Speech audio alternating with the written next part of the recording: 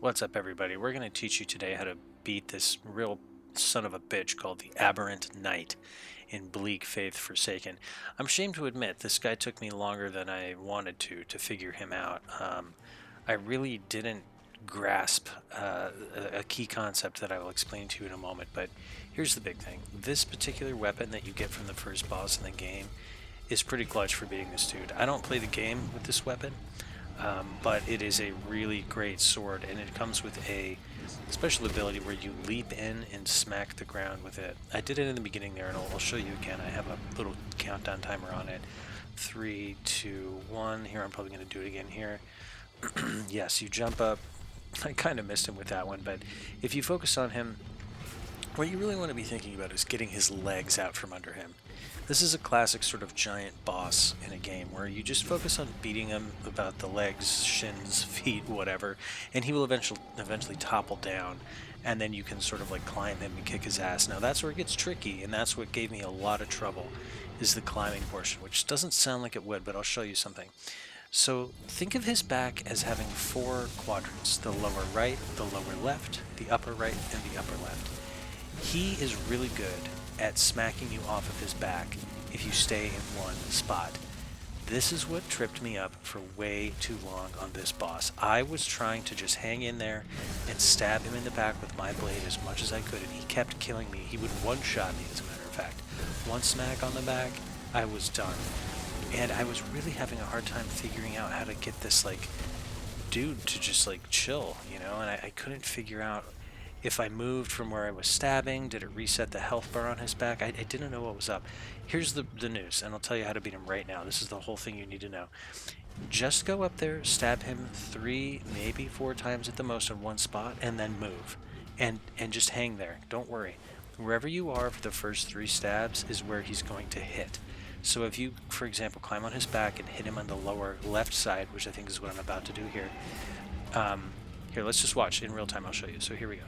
So I move over to the lower left side. You can see that because I've already got the right one out of the way. 1, 2, 3, and I think there's even a 4th stab. No, I cut it at 3.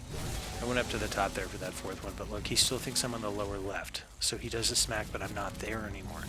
Now I climb back down, and I finish. And this, I think, takes about 4 or 5 stabs, but don't worry, you can get all of these in without him hitting you again.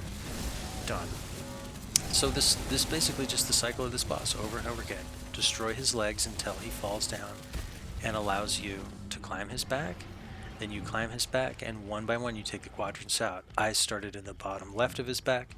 Then the next time I knocked him down, I climbed up and went for the lower left.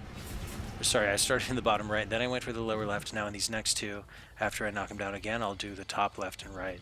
I don't remember in what order, but we'll see here presently. So really the big thing with this weapon that I told you to bring in, this long sword from the first boss, is just because it's really powerful against his legs, and it has that jump attack, which means you can stay out of range of his big arcing swipes and just come in and just do massive damage. The goal here is to make sure this guy's on his knees as much as possible, so that you can be up here destroying his back, because this is what's going to kill him. See, he just tried to swap me there, but I had slid down by 1 position to the lower left. Now I back up to the top left because he already did his swipe. I'm just going to keep on stabbing this son of a bitch. There we go, boom. And look at how much damage that does to him. Heal up a little bit there, do my special attack on his legs. Look at how much damage is already done there. And we're just rinsing and repeating here. 1 more time up on the back and we'll get this guy.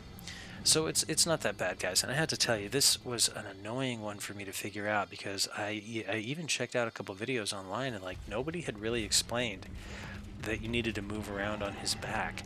And some people, to me, honestly didn't even look like they were moving around on his back, which made me very puzzled, because it looked like, God, these guys are just stabbing him over and over again and he's going down. Like, if I try to do that, he keeps hitting me and one-shotting me off his back. Just move. 3 or 4 stabs. I mean, why don't you cap it at 3? Be conservative. Stab him 3 times and move, and wait for the swat, then go back to where you were. Yep, just like that. He did a swat. Now I'm back up here, and we're gonna get the kill shot now. Kill this motherfucker right, and then maybe 1 more smack. Boom. And there we go. He's done. You know, these videos, it's so funny. You watch other people beat bosses, you're like, oh, that's not so bad. But god damn, the 20 times or whatever it takes to figure that stuff out sometimes is super annoying. So I hope that I can help you skip that. This is all you need to do. Move on with the game, no problem. And if you enjoyed that tip and it helped you, please like and subscribe. Thanks, guys.